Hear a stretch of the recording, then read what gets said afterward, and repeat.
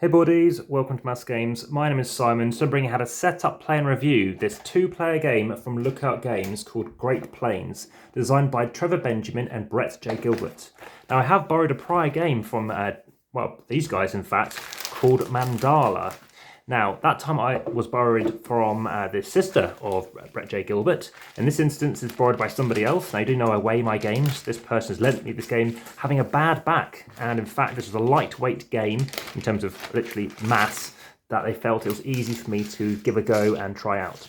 So I set up the game now. Whilst I'm doing that, please ensure you hit the like button, subscribe button, hit the notification bell, check out the comments and descriptions, and of course, let me know what your thoughts are.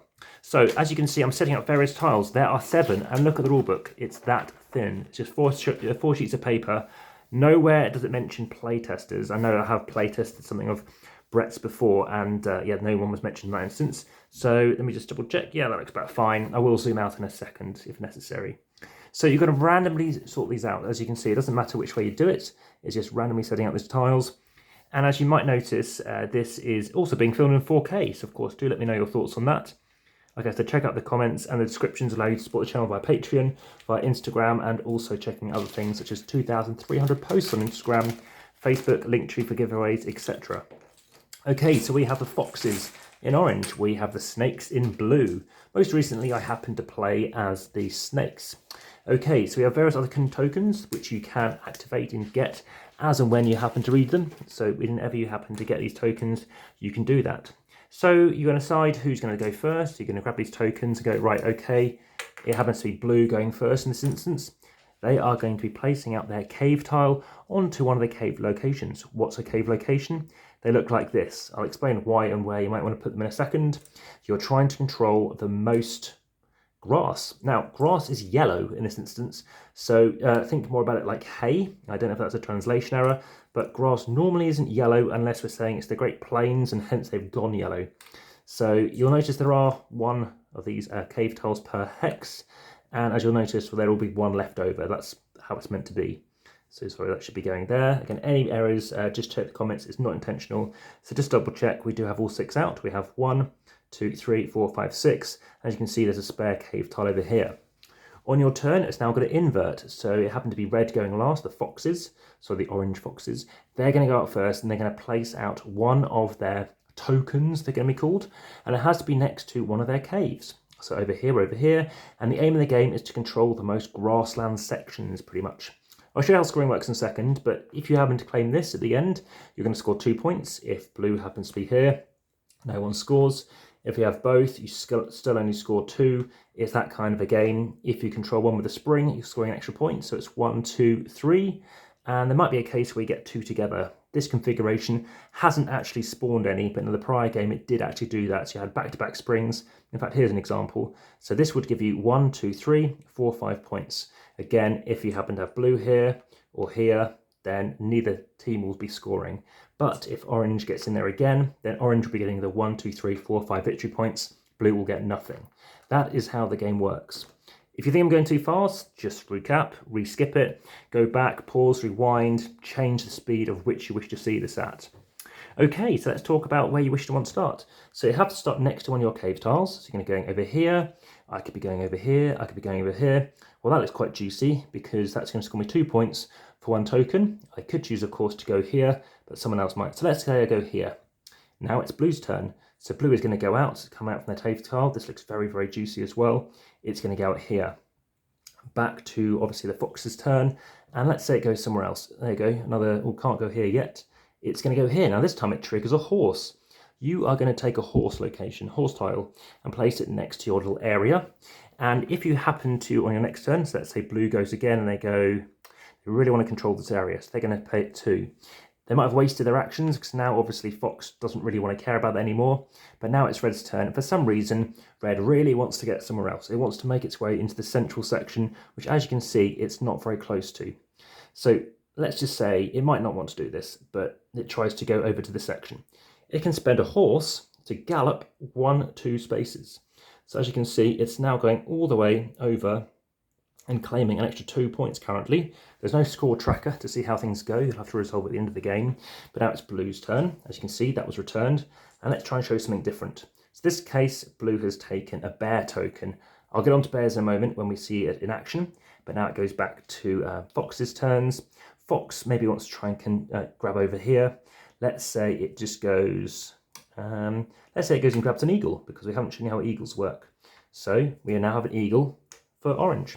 So now it's blue's turn again, and let's see if we can start getting some decent stuff happening. So blue comes out and chucks out an eagle, and now it is orange's turn again. Orange this time is going to, let's see where it is. It is going to spend the eagle to fly over a mountain. Now, why would it want to do that? Well, currently it doesn't look very tempting, to be honest. Let's see if there's anything else it might want to do.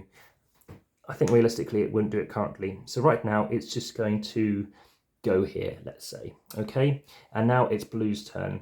Blue is going to maybe go here. So blue is going to just place another token, taking a horse, and now it's orange's turn. This time it's going to fly. It can fly over mountains by spending that eagle. Obviously it makes sense. It's flying over a space. It's now blue's turn again. This time it's going to go here. Obviously not claiming anything, sorry. I had to figure out the wrong piece there.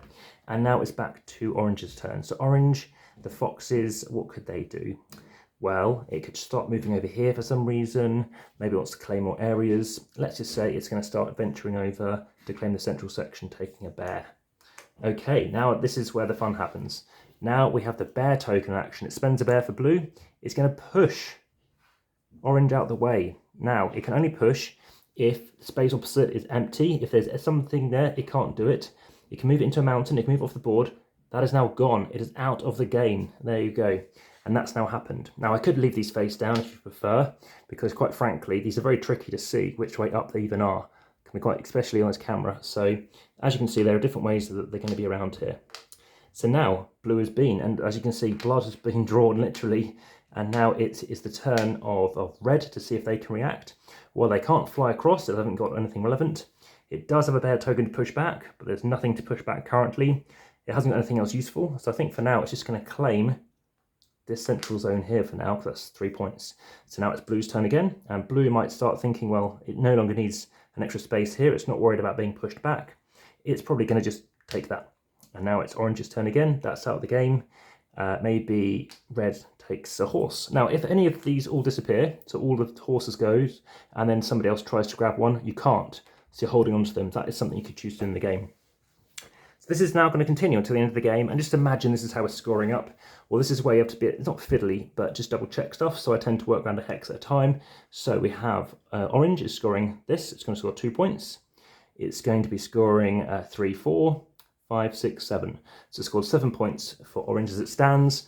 Blue has got 3, 4, 5, 6, 7, 8, 9. Okay, and that is how the game would end. Now, the last game I played was 14-12. I happened to be the victor, being blue. I happened to be, I think, placing out second and going first to go out. I didn't do too well with this. Actually, no, I did manage to get a piece eliminated, so maybe that caused the victory. Lovely pieces, very, very, very nice. I really like this. I do like the lookout to 2-player range. And in terms of a rating for this, it doesn't actually grab me that much. It's a bit of a disappointment, unfortunately. Very surprised. I think maybe halfway, maybe just slightly over halfway, maybe earlier than that. It's obviously an abstracted game. It's very much abstract strategy, 2-player game. I do like my asymmetricalnesses in these 2-player games, but I just thought to myself, I will ask other people if they would like a second game, and people saying, I'd rather play something else. So unfortunately, it wasn't as good as I hoped. It feels like it's all there. Just there's something about it whereby you're placing it there and either placing to push it or you're grabbing stuff. I like the fact that it is limited. So you kind of just want to hoover up all these pieces as much as possible, expand out and grab areas, jumping over spaces. It's all very logical. This lets you go there. This lets you obviously go faster or further. This one obviously pushes stuff, but it really does crunch down, because what you're doing is, imagine it's blue's turn next. Well, it's thinking of going over here, so it's going to take this. And then red is thinking, well, orange is thinking, well, maybe I want to just try and get in that area first. But if it does that, well, there's no more pieces to take, as I explained. And now it's blue's turn. Well, blue's now claimed it. Okay, well, maybe orange can come and claim it back, which is fine. and then obviously it's blue's turn again, and yeah, it depends on how you should do it. It's tricky. It's all there, it all works. Like I said, great complete pieces. It is only a 20-minute game. I just feel that, I mean, the rulebook's very good. I mean, everything here works. You know, you're placing a token empty land space 2 spaces away, but you can't use it to move through an empty and occupied lone space. What is interesting is what someone did. They did lose, but what they chose to do is, say I was blue, they happened to camp out. This isn't a great, well, they did something like this. And what they did was they stopped me from spawning, coming out of my location. Now, you can do it if you get another one here, and of course maybe that's just overkill, so I'm guessing that's been cleverly worked out. I like the way the configuration is always pretty much unique to whenever you play it. Because I like the tokens, very nice, just chuck them in and use them up. It just didn't quite gel. It's tactical, definitely. There is some strategy because you need to think, you know, choose your battles, where do you want to go? And let's just take another turn. So just check whose turn it is. 2, 4, 6, 10, 2, 4, 7. So somehow we've got out of whack here. But let's just start checking out some more blues. And so blue goes here, takes an eagle for now, which doesn't need to use it, let's say. Well, obviously orange is now claiming that, but then blue comes back to claim it again. And then maybe orange is thinking, well, it can't push me off. So it can't go next to me, can't jump ahead, it has to be an empty space. It can move, it can move through an occupied space. So let's say it does this. So that could now take this, now it's controlling that. But of course, what blue can do is push it off, but it can't, so it goes over here to grab what it needs, which does make sense. And then it's obviously orange's turn again, it's gonna just control this area now. And this time, yeah, blue pushes this off, losing this piece, to claim that. So it does swing back and forth. It just doesn't have that kind of snap, that really enjoyable experience that I've enjoyed with other games, specifically by both of them together, like I said with Mandala, which has had lots of views on both videos I've done for that. Yes, there were some rules clarifications which had some hate about, but like I said, when I'm doing videos like this, it's never intentional. Sometimes it occurs. There are other things whereby I even have a playlist for Brett. I played so many of his games which he's played with Matt Dunstan. You know, Chocolate Factory in particular, I recommend Roll for Adventure and Adventure Games, but Roll for Adventure in particular, amongst others, highly enjoyable. And it's practically, you know, a very good game. My rating is wavering in the 6.5-ish kind of range currently. You maybe need the right kind of person, maybe you need to play it a few times with the right kind of group or people or person opposite you. But even then, I just don't feel that it inspires the people I've been playing with to want to play it again over other games. And again, this will be going on Amstrad strategy games, but there is literally, there's 50 plus games I would rather be playing, which is a shame because, you know, a lot of good work has gone into this, it feels. Again, I don't know, I haven't seen the playlist stuff, but I respect those designers enough. Again, I haven't played any of Trevor Benjamin's games, such as the Undaunted stuff, but very keen to try that out. And I'm very into my 2-player games in particular.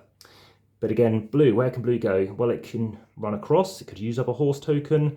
Maybe it wants to just grab it over here and start moving over here to grab some horses. We've now got, obviously orange is out of stuff, but maybe it wants to take the initiative from a bear perspective. Maybe there's the whole, I don't know how Undaunted works, but maybe it wants to do that. Well, this is interesting because this happened to me in the last game. Does blue want to go here, not claiming this, but it's close to claiming the spring? So when I did something like this before, orange happened to have a horse, it happened to be here, and it then blocked me. So there's various things. Of course, it does depend on what they have. It's quite easy to see from a token perspective. But for me, it's, unfortunately, like I said, this wasn't the game I'm after. This should be being played at the UK Games Expo 2022. I do have a playlist for 2021. Again, let me know your thoughts if you happen to discover it there or here. And yeah, again, there are daily videos since May last year. This is going out in March, but I do have videos all the way up through to mid-April already. Back to the table.